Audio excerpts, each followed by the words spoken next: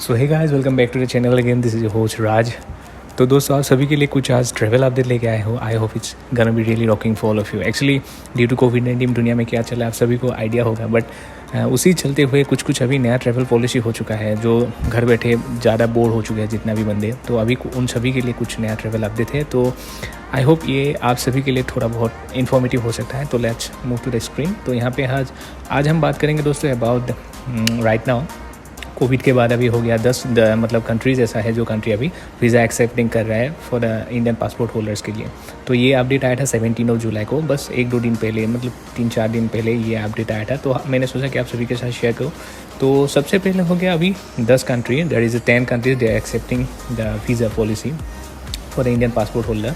तो visa application कर पाएंगे तो किस हिसाब से वीज़ा होगा उसके बारे में ज़्यादा डिटेल में है नहीं, उसके लिए आपको उसका ऑफिशियल वेबसाइट में जाना पड़ेगा। तो सबसे पहला देश यहाँ पे आ जाते हैं दोस्तों। सबसे पहला देश the country name is Bangladesh. तो अगर आप बांग्लादेश अभी जाना चाहेंगे तो यहाँ पे वीज़ा कैटेगरी हो गया आपका टूरिज्म और employment visa.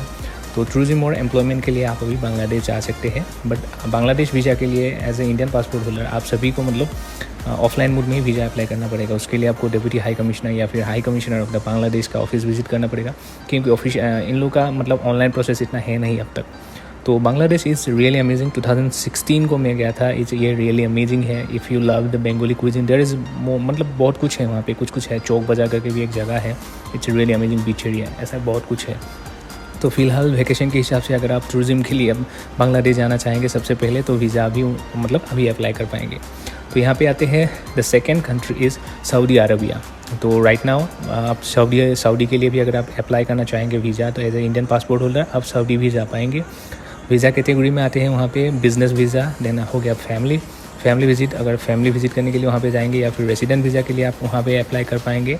And last one is the employment visa. तो यहाँ पे फैमिली विजिट मतलब अगर वहाँ पे आपका कोई सऊदी में आपका कोई रिलेटिव वगैरह है, क्योंकि it's like the Eid time और ऐसा कुछ, कोई ईद के हिसाब से नहीं, बस कोई कभी बंदा ऐसा है उन लोग का फैमिली रिलेटिव वहाँ पर रहता है। तो वहाँ पर अगर आप विजिट करना चाहेंगे तो definitely right now you can apply for a Saudi Arabia visa as a Indian passport holder. तो यहाँ पे वो सेकेंड कंट्री यहाँ पे आते हैं। देन थर्ड वाला जो कंट्री आते हैं दोस्तों, यहाँ पे थर्ड वाला कंट्री हो गया that is UAE, United Arab Emirates. मतलब अगर आप UAE जाना चाहेंगे तो अभी वीज़ा एप्लीकेशन पहले कुछ रेस्ट्रिक्शन लगा के रखा था, फ़्लाइट वगैरह भी बंद कर दिया गया था। Right now it's totally open for Indian passport holder. तो उसमें से वीज़ा कैटेगरी हो जाते हैं दोस्तों। आप टूरिज्म और बिजनेस ये दोनों पर्पज़ के लिए अभी UAE का वीज़ा अभी अप्लाई कर पाएंगे। एंड नेक्स्ट कंट्री जो हम लोग के पास आता है that is the Morocco. I think you know about the Morocco. It's also really amazing country. उनका मतलब बहुत ही अच्छा है। लेकिन वहाँ पे हो गया क्या दोस्तों, अगर आप अभी मोरक्को अभी जाना चाहेंगे उसके लिए ट्रैवल या टूरिज्म आपको वीज़ा नहीं मिल रहा है, ठीक है। उसके लिए सिर्फ आपको बिज़नेस वीज़ा मिल रहा है अभी आपको। मतलब आप अभी अगर आप एक बिजनेसमैन हो तो अगर आप मोरक्को अभी विजिट कर रहे हो एज ए बिज़नेस पर्पज़ के हिसाब से तो अभी डेफिनेटली आप उनका मतलब वीज़ा अप्लाई कर पाएंगे। देन नेक्स्ट कंट्री हो गया दोस्तों क्रोएशिया। तो ये हो गया दोस्तों यूरोपियन रीजन में पड़ते हैं, बहुत एक अमेजिंग डेस्टिनेशन होल्ड करते हैं। और जो डैल्मेशियन डॉग के बारे में शायद आप सभी को कुछ ना कुछ तो मालूम होगा, जो स्पॉटेड डैल्मेशियन ब्रीड है, तो यहाँ पे ये उनका ओरिजिन प्लेस है। तो ऐसे ही मुझे याद आ गया तो मैं बोल दिया। तो यहाँ पे भी आप देख सकते हो 2 पर्पजेस से वहाँ पे मतलब कैटेगरी आपका हो गया टूरिज्म और बिजनेस, ये दोनों के लिए आप अप्लाई कर पाएंगे। देन दोस्तों हम लोग के उसके बाद हो गया दैट इज़ द आइसलैंड। फ़िलहाल अभी आइसलैंड ने भी अपना बॉर्डर खोल चुका है, लेकिन शॉर्ट स्टे वीज़ा जो कैटेगरी है वो शॉर्ट स्टे मिनिमम तो 30 डेज़ आपको मिल ही जाएंगे। अगर आप राइट नाउ आप आइसलैंड जाना चाहेंगे तो डेफिनेटली आप जाएंगे, मतलब जा पाएंगे। लेकिन जो रेस्ट्रिक्शंस है, लाइक जो मेन रेस्ट्रिक्शन हो गया आपका मतलब कोविड प्रोटोकॉल का क्या मतलब आपको स्टेप्स फॉलो करना पड़ेगा, क्या नेगेटिव सर्टिफिकेट चाहिए, डबल डोज चाहिए, उसके बारे में हम लोग के पास अभी कोई अपडेट नहीं है, क्योंकि उनका ऑफिशियल वेबसाइट विजिट करना पड़ेगा। बट ये 10 कंट्री है जो अभी आपको वीज़ा अप्लाई करने के लिए अलाउ कर रहा है। देन उसके बाद हो गया दोस्तों नॉर्वे, जिसे कहते हैं द लैंड ऑफ मिडनाइट सन, जहाँ पे सूरज मतलब रात को भी दिखाई देते हैं। तो अगर वहाँ पे अगर आप जाना चाहेंगे तो वहाँ पे भी आप जा पाएंगे। लेकिन उसमें हो गया वीज़ा कैटेगरी हो गया only for the visitors visa. तो विजिटर वीज़ा के बारे में मुझे इतना आइडिया है नहीं, सो मैं इसे स्किप करता हूँ। तो अगर कुछ ज़्यादा आपको अपडेट चाहिए तो definitely you can go to the official website of the Norway. वहाँ पे जाके नॉर्वे का वहाँ पे आप जा सकते हैं। देन उसके बाद हो गया दोस्तों यहाँ पे नेक्स्ट कंट्री हम लोग के पास आते हैं that is the Netherland. Netherland के बारे में आप सभी को मालूम है इट्स रियली अमेजिंग। कौन लैंडस्केप वगैरह बहुत है, टूरिज्म बहुत यहाँ पे होते हैं। वहाँ के वीज़ा कैटेगरी हो गया आपका, सबसे पहले हो गया फैमिली विजिट। अगर फैमिली विजिट वहाँ पे कोई फैमिली रिलेटिव है वहाँ पे अगर जाना चाहेंगे तो आप फैमिली वीज़ा लेके मतलब फैमिली विजिट के लिए वीज़ा अप्लाई कर पाएंगे। देन रेसिडेंट वीज़ा के लिए भी आप नेदरलैंड में अप्लाई कर पाएंगे, लेकिन सबका अलग अलग प्रोसेस रहता है, डॉक्यूमेंटेशन भी अलग होता है। देन जर्नलिस्ट के हिसाब से एंड एथलीट के हिसाब से अगर आप खेलकूद मतलब कोई एक आप एक प्लेयर हो, एक एथलीट बंदा हो तो आप उसको मतलब एथलीट वीज़ा के लिए भी आप अप्लाई कर पाएंगे।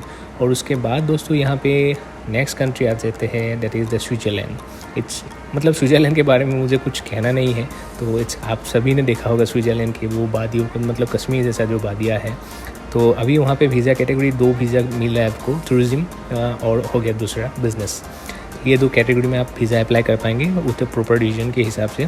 क्या रीज़न है आपका, वो रीज़न लेके आप अगर अप्लाई करेंगे definitely you will get the visa and you can directly take your flight from India to Switzerland. उसके बाद दोस्तों यहाँ पे आ जाते हैं एक कंट्री, उसका भी लैंडस्केप और कुछ नेचुरल मोनूमेंट्स या उसके लिए बहुत ही फेमस है and it's also related to our मतलब एंटायर इंडिया के साथ हम बहुत कल्चर यहाँ पे शेयर करते हैं, दैट इज़ द कनाडा के बारे में आप सभी को मालूम होगा। तो लास्ट वाला कंट्री जो है ये कनाडा, अभी फाइनली वो वीज़ा हम लोग का एक्सेप्ट कर रहे हैं इंडियन पासपोर्ट होल्डर के all the categories from the 19 जुलाई। मतलब राइट नाउ कनाडा ऐसा ही कंट्री है जो आपको हो गया टूरिज्म वीज़ा, हो गया बिजनेस वीज़ा, स्टूडेंट वीज़ा करके जितना भी visa all the categories from the July of 2021 तो वहाँ पे अभी हो रहे हैं। तो दोस्तों यही कुछ छोटा सा आप सभी के साथ मैंने ट्रैवल अपडेट शेयर किया, होप आप सभी के लिए थोड़ा इन्फॉर्मेटिव हो। तो ये 10 कंट्री है, अगर आप अभी ट्रैवल करना चाहते हैं तो डेफिनेटली आप जा सकेंगे, लेकिन उसके लिए जो प्रोटोकॉल मेंटेन करना पड़ेगा, इन लोगों का जो एम्बेसी वाला जो ऑफिशियल वेबसाइट है वहाँ पे आप डेफिनेटली विजिट कीजिए, definitely you will get your visa और आप अपना जर्नी आराम से कर पाएंगे। तो गाइज़ आज के लिए बस इतना ही, फिर मिलते हैं एक नया वीडियो के साथ। Thank you.